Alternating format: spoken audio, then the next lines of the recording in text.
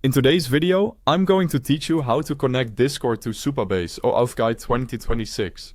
We're going to set up Discord as an authentication provider inside Supabase, so users can sign in with their Discord accounts.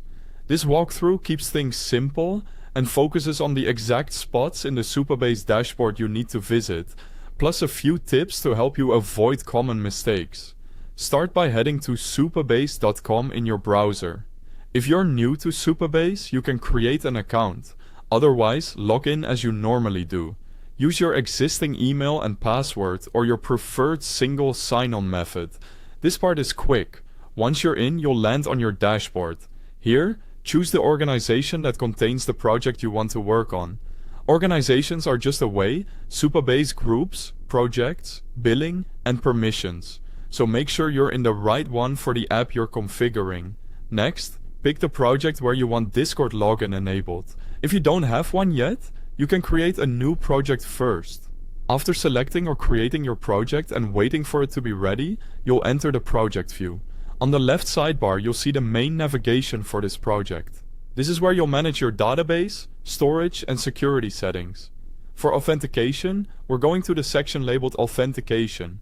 Click Authentication, then open the Sign in or Providers tab. This page lists all the social and third-party providers you can connect. Scroll until you find Discord. Enable Discord. When you toggle it on, you'll see several fields you need to review or fill in. Enter the client ID and client secret from your Discord application. These values must match exactly. Paste carefully and keep your secret secure. If you don't have them yet, they come from your Discord app settings in the developer portal for Discord. Below that, you'll see an option called Allow Users Without an Email. Turning this on lets users authenticate even if Discord doesn't return an email address for their account. Use it if your app doesn't require verified emails. Otherwise, leave it off to ensure every account has an email. You'll also see the callback URL for OAuth. This is the exact URL Supabase expects when Discord sends users back after they approve access. Keep this URL unchanged and note it for reference so your configuration stays consistent. When everything looks good, click Save. That's it. The Discord provider is now enabled for your Supabase project.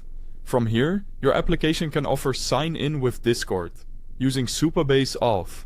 If you ever update your Discord app credentials, remember to return to this page and keep the values in sync. Thanks for watching, and happy building!